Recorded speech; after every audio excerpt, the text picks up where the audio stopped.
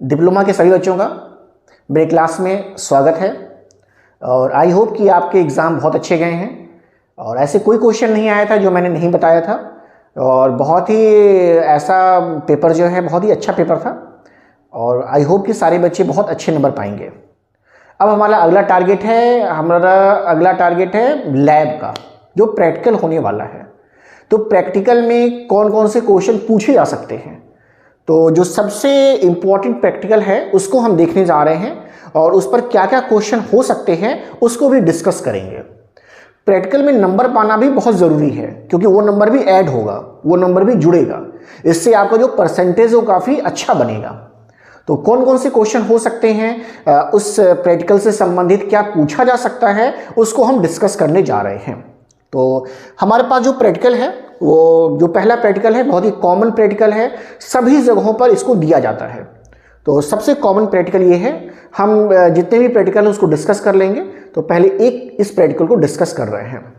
तो इसका ऑब्जेक्ट या उद्देश्य क्या है, दिए गए जल के नमूने की कुल कठोरता EDTA अनुमापन विधि द्वारा EBT सूचक का प्रयोग करते हुए कैल्शियम कार्बोनेट की मात्रा के रूप में ज्ञात करना। क्या है कि आपको कठोर जल दिया जा रहा है और क्या कह रहा है कि इसे EDTA अनुमापन विधि द्वारा और यहां पर EBT सूचक का प्रयोग करना है और जो भी कठोरता निकले उसे कैल्शियम कार्बोनेट के रूप में निकालना है। ये काम आपको करना है। तो देखिए, प्रैक्टिकल को करने से पहले जो जो चीज़ें हैं उसका आपको नाम पता होना चाहिए। जैसे आप जाएंगे बताएंगे तो सबसे पहले एग्जामिनर क्या कहेगा, सबसे पहले कहेगा अच्छा भाई इसका नाम बताइए क्या है, EDTA का नाम क्या होता है। तो EDTA का नाम देख लीजिए क्या है, आप इससे पहले पढ़े भी हैं कि भाई EDTA का क्या नाम है, आप सभी लोग जानते हैं। इसका नाम क्या है, इसका नाम है ethylene, E for ethylene, डाईएमीन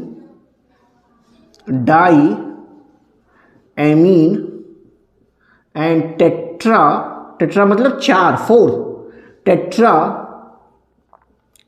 acetic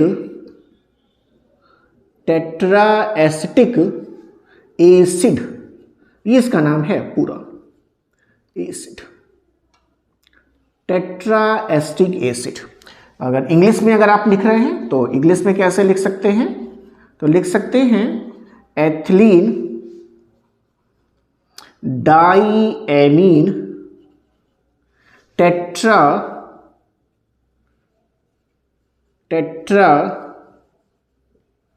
acetic acid.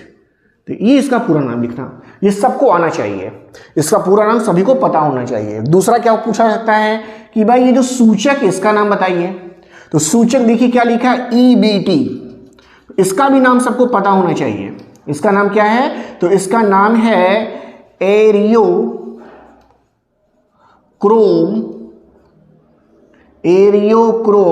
Black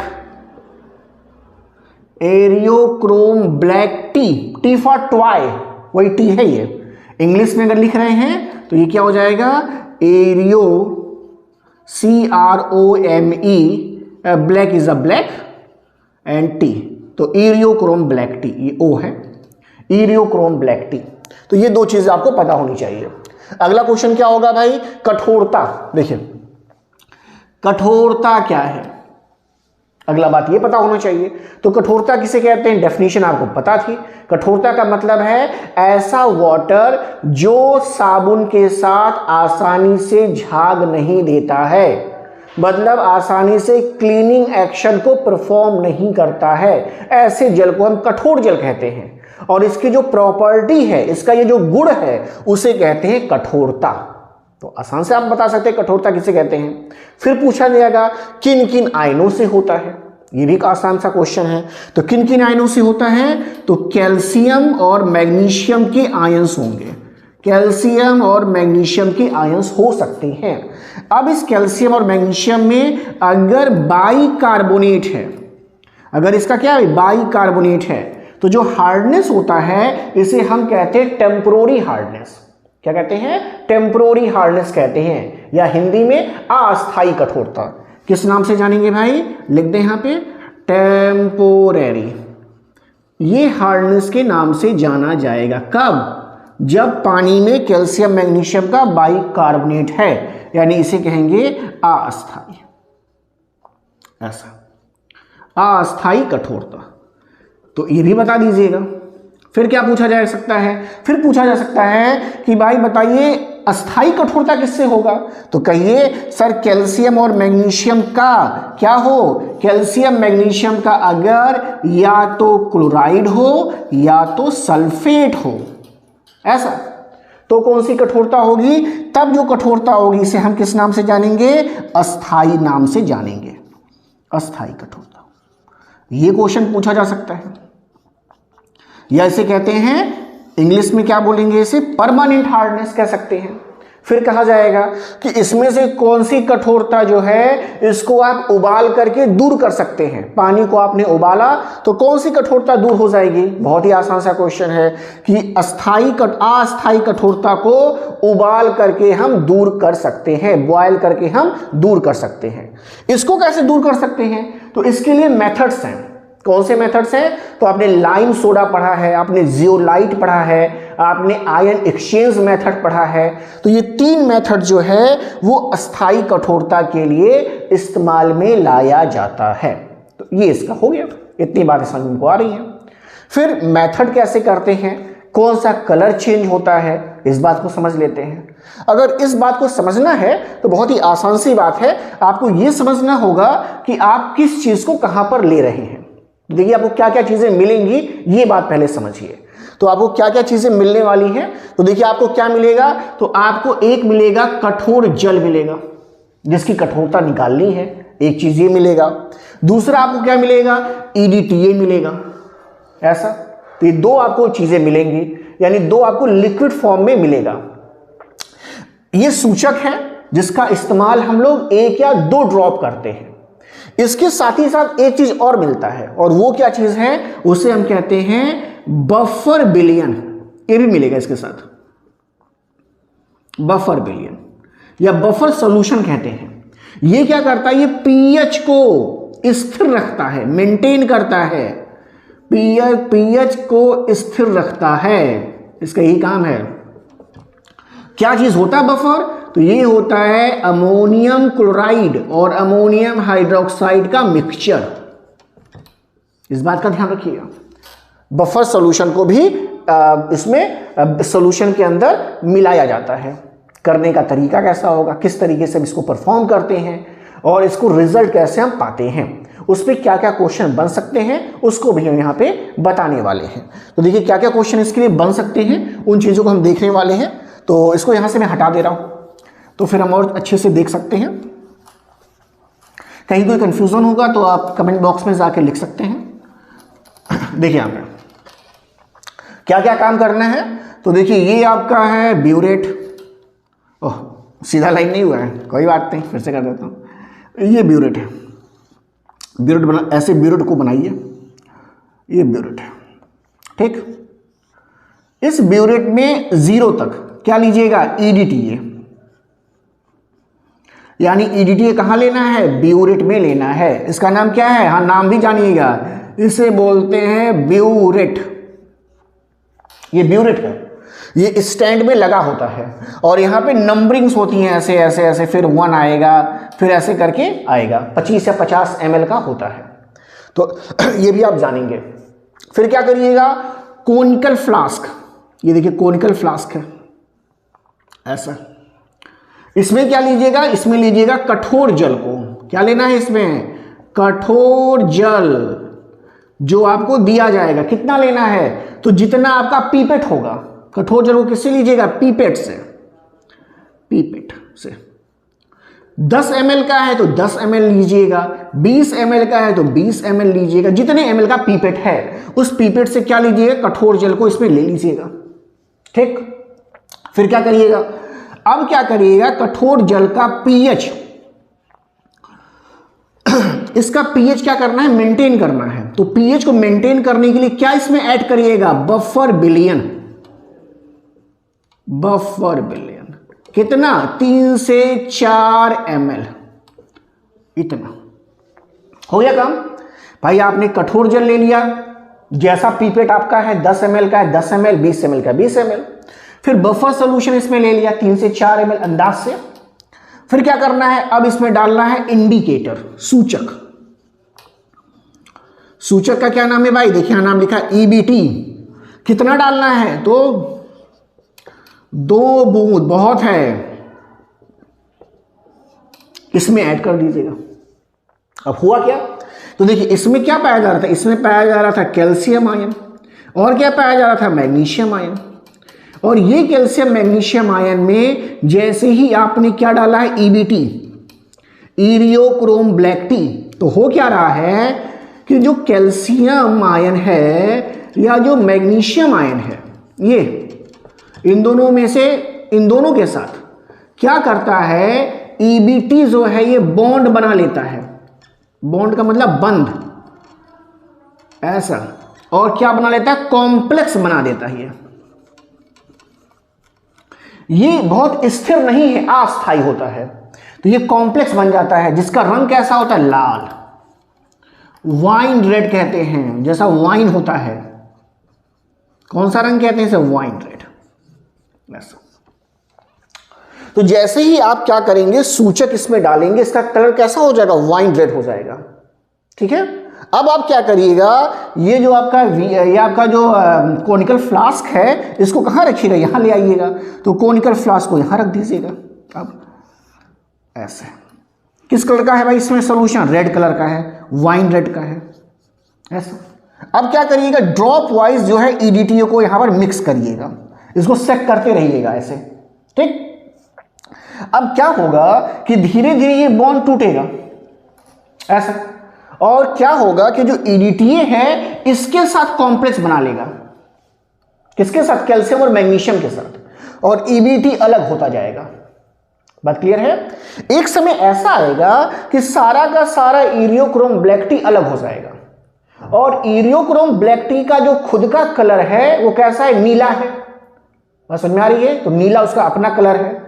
तो जैसे ये सारा बॉन्ड टूटेगा और EBT अलग हो जाएगा, तो आपका जो सोल्यूशन का जो कलर होगा वो रेड से कैसा हो जाएगा, वो रेड से हो जाएगा ब्लू। ब्लू का मतलब नीला। नीला कलर किसका है, उस EBT का है। इरियोक्रोम ब्लैक टी का खुद का कलर कैसा है, नीला है। लेकिन जब आप इसको नीले कलर को बहुत ज्यादा हो जाएगा तो ब्लैक दिखाई देता है, तो इसलिए कहते हैं इरियोक्रोम ब्लैक टी, ऐसा। तो अब क्या हो रहा है, जब आप इसको ड्रॉप वाइज करेंगे तो क्या हो रहा होगा, तब देखिए यहां पे क्या हो रहा है। ये देखिए होता क्या है कि जो आपका EDTA है, जो EDTA है ये क्या करता है, कैल्शियम या फिर मैग्नीशियम आयन के साथ क्या बना लेगा, इसे बॉन्ड बना देगा। और ये कैसा होगा, कलरलेस होगा, इसमें कोई कलर नहीं होगा, ये कलरलेस है। और जो इरियोक्रोम ब्लैक टी था उसको अलग कर देगा ये, तो इरियोक्रोम ब्लैक टी अलग कर देगा। और इसका कलर कैसा था, ब्लू है, नीला है, इसीलिए कलर कैसा दिखाई देता है आपको, ब्लू दिखाई देगा। तो ये बॉन्ड टूट जाएगा, ये बॉन्ड टूट जाएगा, ऐसे ये बॉन्ड टूट जाएगा। और ये जो पोर्शन है ये EDTA के साथ, आप EDTA मिला रहे हो ना, तो EDTA के साथ क्या करेगा, बॉन्ड बना लेगा। ये भी कॉम्प्लेक्स है, ये भी क्या है, कॉम्प्लेक्स है, एक जटिल यौगिक है। कॉम्प्लेक्स का मतलब भाई जटिल, एक जटिल यौगिक है ये भी। तो देखिए यहां भी एक कॉम्प्लेक्स बन रहा है, यहां भी कॉम्प्लेक्स बन रहा है। तो जो आप टाइट्रेशन देख रहे हो, जो ये प्रयोग देख रहे हो, इस प्रयोग का नाम क्या है, याद रखिएगा, इस प्रयोग को कहते हैं कॉम्प्लेक्सोमेट्रिक टाइट्रेशन।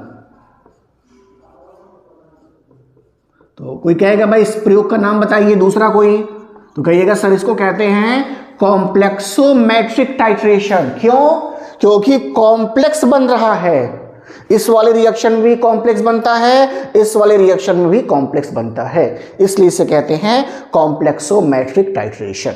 इतनी बातें आपको पता होनी चाहिए। यही प्रोसीजर है, और इस प्रोसीजर को तब तक रिपीट करेंगे जब तक कि दो रीडिंग एक जैसी ना आ जाए। तो जैसे ही कलर चेंज होगा वैसे यहां पे बंद कर दीजिएगा, और यहां से मान लीजिए रीडिंग है 5.5, तो ये 5.5 आप यहां से नोट कर लीजिएगा। फिर क्या करिएगा, फिर जो है कैलकुलेशन कर लीजिएगा। इसके लिए क्या कर लीजिएगा, ऑब्जर्वेशन टेबल बना लीजिएगा और उसके बाद क्या करिएगा, कैलकुलेशन कर लीजिएगा N1V1 is equal to N2V2 से। ऐसे यहां से क्या करना होगा, N1 आपको निकालना होगा। ये N1V1 किसके लिए, कठोर जल के लिए है। किसके लिए, कठोर जल के लिए, ये जो आपको निकालना था। और ये किसका है, ये है आपका EDTA का। ऐसे तो कठोर जल की नॉर्मेलिटी आपको निकालनी है। V1 आपने जितना लिया है, मान लो आपने 10 ml लिया तो 10 लिख दीजिएगा। N2 मान लीजिए कितना है, N/50 है। क्या चीज, EDTA, तो N/50 ले लीजिएगा। कितना वॉल्यूम लगा, तो देखिए वॉल्यूम मान लीजिए 5.5 लगा है, तो 5.5 लिख दीजिएगा। ऐसे तो क्या निकल जाएगा, N1 निकल जाएगा। और जब N1 निकल जाएगा तब क्या करिएगा, तब जो है आपको क्या निकालना है, कैल्शियम कार्बोनेट के रूप में निकालना है, के रूप में कठोरता निकालनी है। ऐसा तो जब इसके रूप में निकालिएगा तो जो भी वैल्यू ये आएगी, मतलब क्या हो जाएगा, अगर N1 देखें, यहां से देखें N1, तो N1 हो जाएगा N2V2/V1, इतने के बराबर हो जाएगा। इतने के बराबर क्या हो जाएगा, N1 हो जाएगा। तो ये हो जाएगा N1 इंटू क्या हो जाएगा, कैल्शियम कार्बोनेट का क्या चीज, तुल्यांकी भार। तो हमेशा तुल्यांकी भार से मल्टीप्लाई करना होता है। ऐसा N1 यही है, यानी N2V2/V1 और तुल्यांकी भार कितना है, 50 है। ऐसा जो भी आंसर आ रहा है ये ग्राम में आ रहा है, ग्राम पर लीटर में आ रहा है। चेंज करना पड़ेगा मिलीग्राम में, तो क्या करिएगा, 1000 से मल्टीप्लाई कर दीजिएगा। N2V2 × 50 × 1000/V1। ऐसा अब जो आंसर आएगा किसमें आएगा, मिलीग्राम पर लीटर। ऐसा जब भी कठोरता निकालते हैं तो जो उसका यूनिट है वो मिलीग्राम पर लीटर हो सकता है, या क्या हो सकता है, मिलीग्राम पर लीटर ही बराबर किसके भाई, ppm के भी है। ppm का मतलब पार्ट्स पर मिलियन। ऐसा रुक जाते देख लेते हैं फिर आगे। चलिए, तो ppm का मतलब होता है पार्ट्स पर मिलियन। क्या होता है भाई, पार्ट्स पर मिलियन। बस इतना हो जाएगा, ऐसे कर लेंगे तो हो जाएगा काम, हमारा काम जो है वो चल जाएगा। तो इतना काफ़ी है इसके लिए, आगे जो होगा फिर देखा जाएगा इसमें। तो आई थिंक इतना काफ़ी होगा इसके लिए, इतनी चीज़ें पूछी जा सकती हैं। नेक्स्ट टाइम मिलेंगे तो कोई दूसरा प्रैक्टिकल हम देखेंगे उस पर। तब तक के लिए थैंक यू।